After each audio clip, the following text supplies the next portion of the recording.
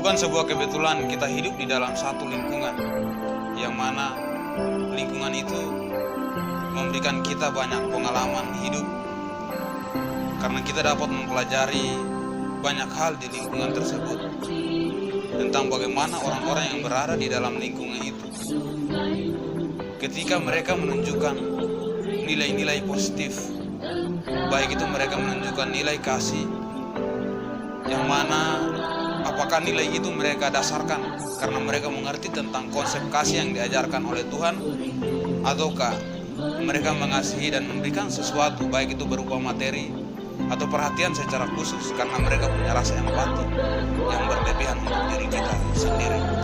Jadi lingkungan selalu memberikan pelajaran penting dalam kita sebagai orang percaya dapat menjalani setiap kehidupan, yang mana di tengah-tengah dunia yang penuh dengan kebencian ini, sudah seharusnya bahwa kita terus saling mendorong, tidak peduli apakah lingkungan itu menyakiti kehidupan kita, tidak peduli apakah lingkungan itu membenci seluruh kehidupan kita, tetapi yang penting adalah kita sebagai anak-anak Tuhan yang percaya kepada Tuhan Yesus seharusnya mampu untuk menghidupkan konsep kasih yang diajarkan Tuhan di dalam kehidupan kita masing-masing.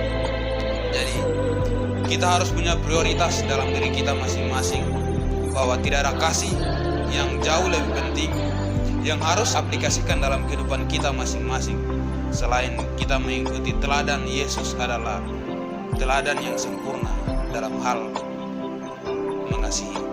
Jadi saudara-saudara yang dikasihi dalam Tuhan Yesus Kristus, terkadang lingkungan memberikan banyak kesedihan, tetapi jangan larut dalam kesedihan, jangan terlalu hidup terikat di dalam lingkungan yang mungkin saja dengan orang-orang yang berada di lingkungan tersebut dengan caranya untuk menyakiti hati kita, untuk mau menjatuhkan seluruh kehidupan kita.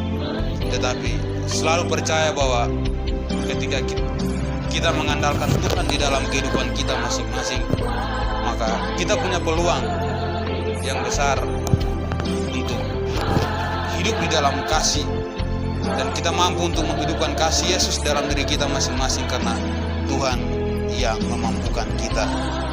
Jadi tidak peduli seberapa jauh kita terluka dengan lingkungan, tetapi yang terpenting adalah seberapa jauh ketika kita terluka dengan lingkungan, tetapi kita masih tetap memegang teguh kepada perintah Tuhan di dalam diri kita masing-masing.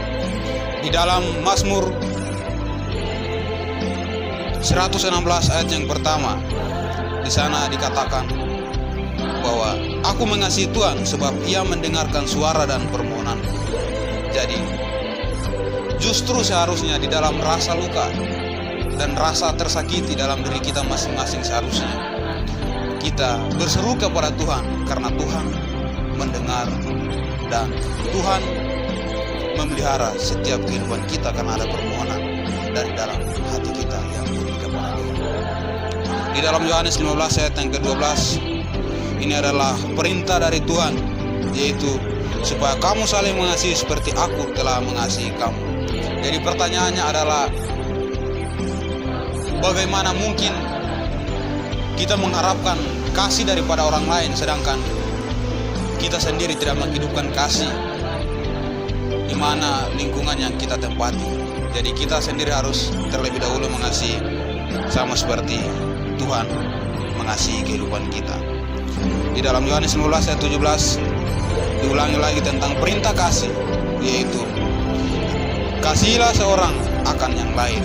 Jadi kasih bukan berbicara tentang suatu keegoisan, tetapi kasih berbicara tentang bagaimana kita dapat mampu membangun hubungan yang baik untuk dapat menjalankan kehidupan yang penuh dengan komitmen bahwa menghidupkan kasih Kristus adalah mengikuti teladan Kristus di dalam diri kita masing-masing. Baik itu kasih dalam segi apapun, baik memberi, mendoakan, sehingga kita tidak terluka secara spiritualitas karena kita punya pengalaman rohani yang baik dengan Tuhan, sehingga kita menyepelekan orang-orang yang mungkin kita pikir rendah secara rohani.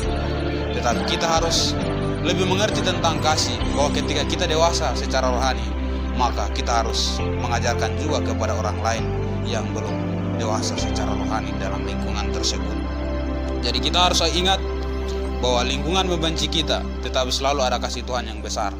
Ada air mata, tapi tidak akan tahan lama. Ada penderitaan, tetapi itu akan hilang. Kiranya Tuhan memberkati kita semua. Shalom.